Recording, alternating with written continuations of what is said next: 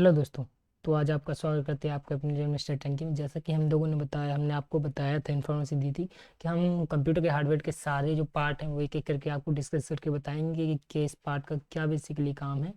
तो आज हम पहले जो अगले दो पार्ट हम बता चुके हैं, एक जो कीबोर्ड था जो भी हमारा इनपुट डिवाइस था, और एक माउस था वो भी हमारा इनपुट डिवाइस ही था। तो आज हम चर्चा करते हैं सीपीयू के बारे में।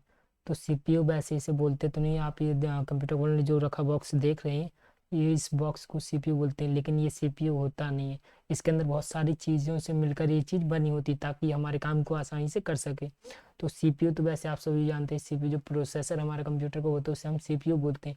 लेकिन पता नहीं कैसे लोगों का कहना है कि कई लोगों ने इसे बोलना स्टार्ट कर दिया कि इसे सीपीयू बोलते हैं, ठीक है।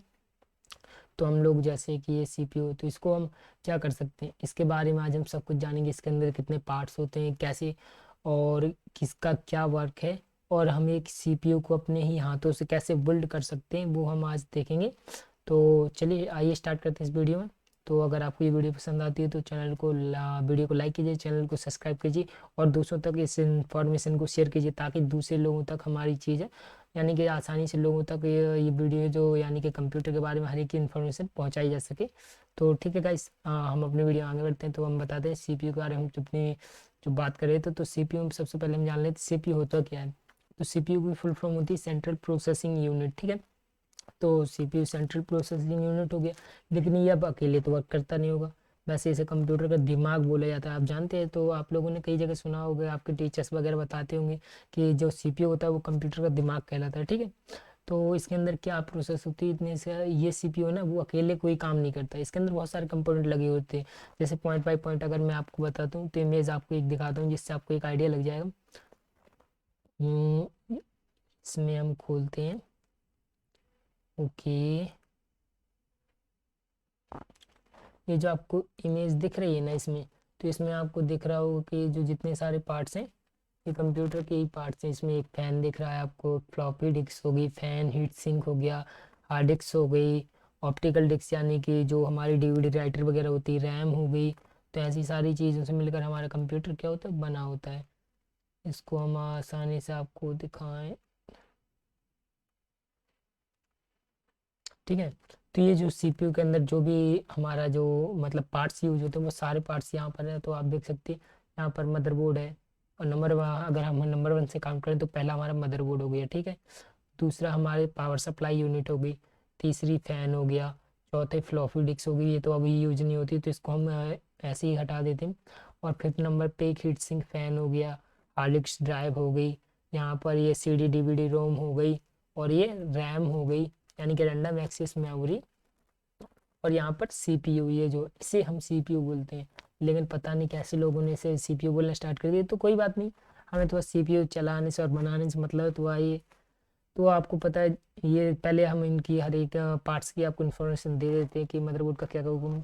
मदरबोर्ड एक मेन पार्ट होता है सीपीयू का, क्योंकि इसका वर्क क्या होता है, बेसिकली ये जो मदरबोर्ड है ना, तो इसका वर्क होता है, ये हमारा माउस दिख रहा है यहाँ पर, ये है, ये जो हमारा मदरबोर्ड है तो इसका वर्क होता है, जितने भी यहाँ पर हम कंपोनेंट जो दिख रहे हैं आपको, सीपीयू हो गए, चाहे वो रैम होगी, चाहे ऑप्टिकल डिस्क हो गई, कोई एक्सटर्नल, हम सारे पार्ट्स जो कनेक्ट करते हैं वो एक मदरबोर्ड के अंदर ही सारे पार्ट्स आपस में कनेक्ट किए जाते हैं। क्योंकि इन सबको कहीं जोड़ कर रखना तो ऐसे में एक कोई चीज़ तो चाहिए होगी ना। तो मदरबोर्ड एक ऐसा पार्ट होता है इन सारी चीज़ों को जोड़ के रखता है। मदरबोर्ड अगर इसे बोलते हैं तो कैसे बोलते हैं, जैसे हमारे घर में होता है ना कि बहुत सारे लोग होते हैं, तो वहाँ पर क्या होते हैं, जो परिवार के मुखिया यानी कि बड़ी मम्मी या फिर कोई होते हैं, पापा हो सकते हैं, तो वो क्या करते हैं, इस परिवार को जोड़ कर रखते हैं। उसी तरीके से मदरबोर्ड का काम है कि सारे जो भी इसके अंदर कंपोनेंट है वो सारे कंपोनेंट है, चाहे वो हार्डवेयर हो गया, इंटरनली या एक्सटर्नली, सारे कंपोनेंट को ये आपस में क्या है, जोड़ के रखता है, ठीक है।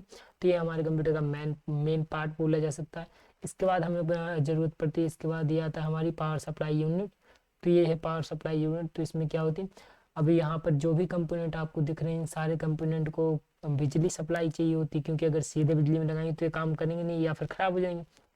तो एक इनको निश्चित वोल्टेज यानी कि निश्चित जैसे मान लीजिए हमारा मोबाइल जो होता है 5 वोल्ट और 9 वोल्ट और 12 वोल्ट तक चार्ज होते हैं, उसी तरीके से इसमें भी बहुत सारी सप्लाई की जरूरत पड़ती है।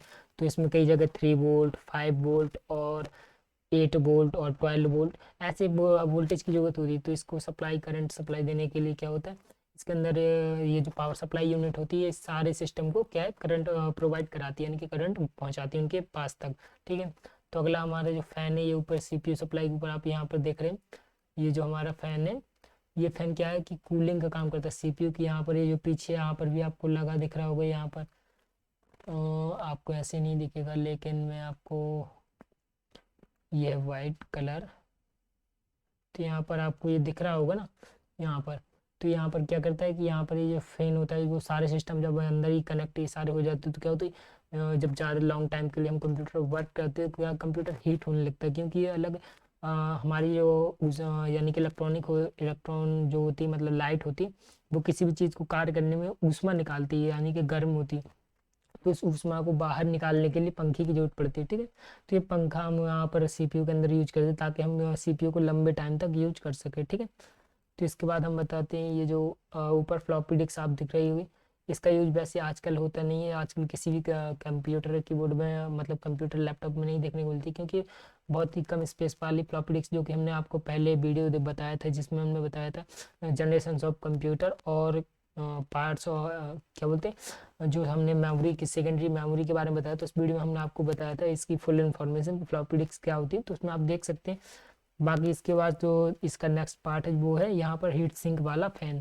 तो ये क्या होता है कि जब हम मदरबोर्ड को इसके ऊपर कनेक्ट करते हैं, मदरबोर्ड के अंदर इस सीपीयू को लगाते हैं, तो इसको कूल करने के लिए जरूरत पड़ेगी, क्योंकि ये वर्क करेगा सारी में, मतलब जो सारा मेन काम वो सीपीयू भी वर्क करता है। तो इसको वर्क करने में ये बहुत ज़्यादा हीट, यानी कि उसमें छोड़ता है, तो उसको ठंडा रखने के लिए इस हीट सिंक फैन को लगाते हैं। ठीक है, तो ये पार्ट का भी हमारे पास होना बहुत ज़रूरी है। और अब हम आते हैं 6 नंबर पे। तो 6 नंबर पे जो हमारी हार्ड डिस्क ड्राइव, इसकी जगह बहुत सारी ड्राइव आती है, मतलब hard disk drive data store करने के काम में आती है, जो कंप्यूटर में हमारा डेटा स्टोर करती है, या फिर जिसमें हम विंडोज़ या लाइनक्स वगैरह ऑपरेटिंग सिस्टम को डाल कर रखेंगे, जिससे हमारा क्या कंप्यूटर वर्क करेगा।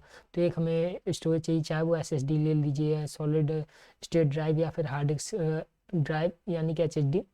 और ये ऑप्टिकल ड्राइव है नीचे, जिसे हम सीडी डीवीडी राइटर बोलते हैं। तो इसका उपयोग भी अब आजकल नहीं होता है, नाम के मात्र, मैंने अब तो नहीं देखा किसी लैपटॉप में, ना ही कंप्यूटर में देखने को नहीं मिलता है। तो ये भी सीडी ड्राइव, मतलब रोम, जो एक सीडी होती है फाइबर की, ऑप्टिकल फाइबर की, उसको चलाने के लिए होता है, लेकिन अभी ये नहीं होता है, तो इसको भी हम स्किप कर सकते हैं। अगर नहीं होगा तो भी हमारा कंप्यूटर चल जाएगा। इसमें आप बहुत सारे पार्ट्स हैं जो नहीं लगाएंगे तो भी हमारा कंप्यूटर क्या है, अच्छे से वर्क करेगा। जैसे एक फ्लॉपी भी आप नहीं लगाएंगे तो कोई दिक्कत नहीं है। अब आपका आता है 7 नंबर वाला पार्ट। तो ये यहाँ पर रैम।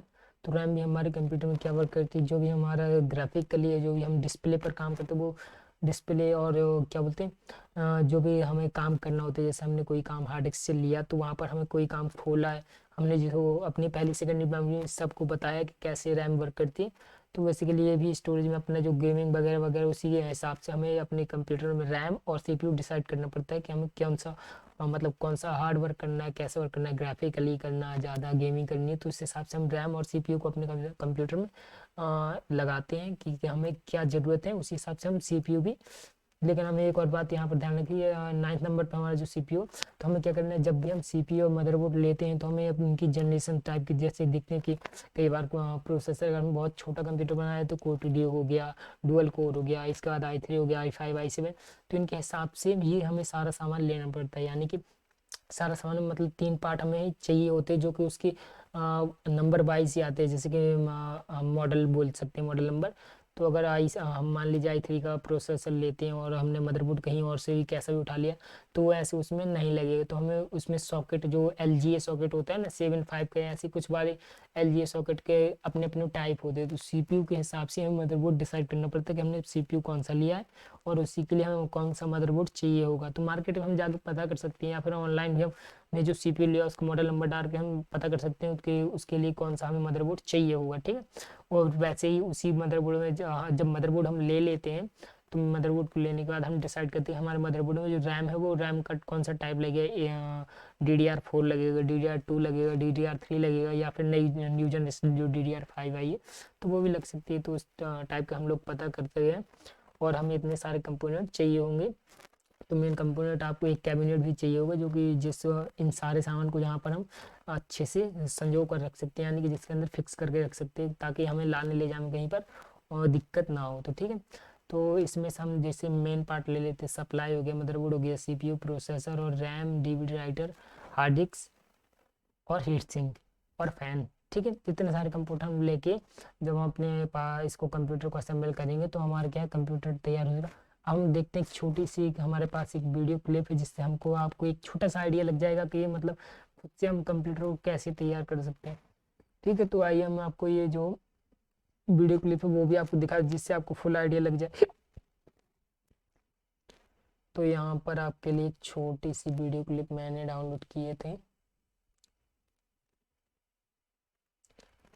ये कंप्यूटर के पार्ट के बारे में।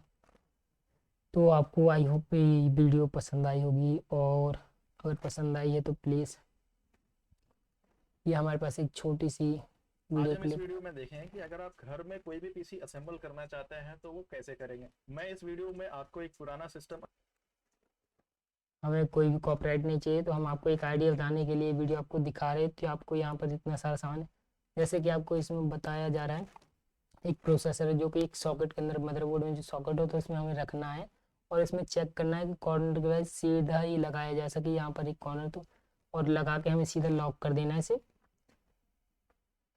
देखिए हमने अपना जो सीपीयू वो हमने मदरबोर्ड में फिट कर लिया। इसके बाद हमें इसके ऊपर एक हीट इंसुलेटेड पेंट है, या फिर इसके अंदर इंसुलेशन पेंट भी इसे बोल सकते हैं, जो कि थर्मल पेस्ट होता है, तो इसको अप्लाई करना ताकि इसमें हीट अच्छे से ट्रांसफर हो सके। फैन, ये हमारी रैम है, तो ये रैम भी हमें अपना देख के ही लगानी है कि उल्टा या सीधा उसमें एक बीच में कॉर्नर यहाँ पर एक कट लगा होता तो उस समय आइडिया लग जाता था कि यहाँ पर कौन सी रैम फिट होगी, ठीक है।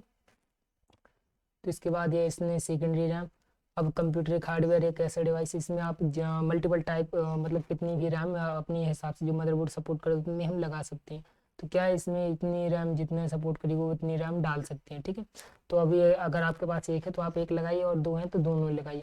लेकिन आपको ध्यान रखना है कि आपकी जो रैम होती है वो हल्ट्रेज टाइप में आती है, तो आपको अपनी रैम जो दोनों लगानी है वो सेम ही लगानी है, ठीक है। तो ये आप देख सकते हैं पावर सप्लाई यूनिट की केबल इसमें कनेक्ट कर दिए जो कि इस मदरबोर्ड को पावर देगी। एक और होगी जो 12 वोल्ट की सप्लाई इसको प्रोवाइड करती है, तो इसमें एक और केवल 4 पिन कनेक्टर इसमें आ जाएगा। तो हमने सप्लाई दे दी मदरबोर्ड को। अब ये बीजीए क्या केबल कनेक्टर है जो कि हमारा डिस्प्ले से कनेक्ट होगा और हमें बताएगा कि हमारा मदरबोर्ड जो कंप्यूटर हमने बनाया वो वर्क कर रहा है या नहीं। तो यहाँ पर हम स्टार्ट करने के लिए पेचकस या फिर किसी स्क्रू ड्राइवर इसमें स्विच लगा सकते हैं। यहाँ पर ये स्टार्ट कर रहे हैं, लेकिन हमें ये नहीं देखना है, तो हम देखते हैं इसमें बाकी के पार्ट इन्होंने फिट नहीं किया। हाँ आप देखिए, इन्होंने प्रोसेसर के ऊपर हमारा जो फैन है वो यहाँ पर अच्छे से टाइट कर दिया स्क्रू की मदद से। अब इसके बाद हम देखते हैं कि कैबिनेट लाए हैं, तो कैबिनेट में हम इसको इंस्टॉल करेंगे। तो यहाँ पर एक पावर सप्लाई यूनिट है जो कि आप देख सकते हैं यहाँ पर किस तरीके कुछ पावर सप्लाई यूनिट को इसमें इंस्टॉल करते हैं। और इसके बाद हम ये जो हमारा मदरबोर्ड है ये सारे सॉकेट कनेक्टर, ये मदरबोर्ड के वॉल माउंट कनेक्टर है, तो उससे नीचे यहाँ पर पॉइंट पे मतलब पेचकस की मदद से या स्क्रू ड्राइवर की मदद से लगा देंगे, ठीक है। और इसके ऊपर मदरबोर्ड रख के अच्छे से हमारा मदरबोर्ड फिक्स करेंगे। तो देखिए हमने सारे केबल कनेक्शन कर रही है, यहाँ पर power cable connection, USB cable connector, audio jack और एलईडी वगैरह सारे कनेक्शन हमने फ्रंट की कर दिए हैं। इसके बाद में देखिए जिन्होंने वीडियो में मतलब असेंबल किया इस कंप्यूटर को, उनका हम लिंक भी अगर आपको चाहिए होगा तो दिखा देंगे। बाकी अगर हमारे पास सारे कंप्यूटर हैं लेकिन हम ये आपको दिखा नहीं सकते कि कंप्यूटर असेंबल कैसे किया जाता है, कि फिर कभी हम अपनी नेक्स्ट वीडियो आपको फुल कंप्यूटर असेंबल करके दिखाएंगे खुद से। अभी आपको मैं एक छोटा सा आइडिया दे रहा हूँ। तो हमने एक क्लिप देख ली, इस तरीके कुछ हमने इंस्टॉल ये हार्ड डिस्क ड्राइव इसमें लगा दिए।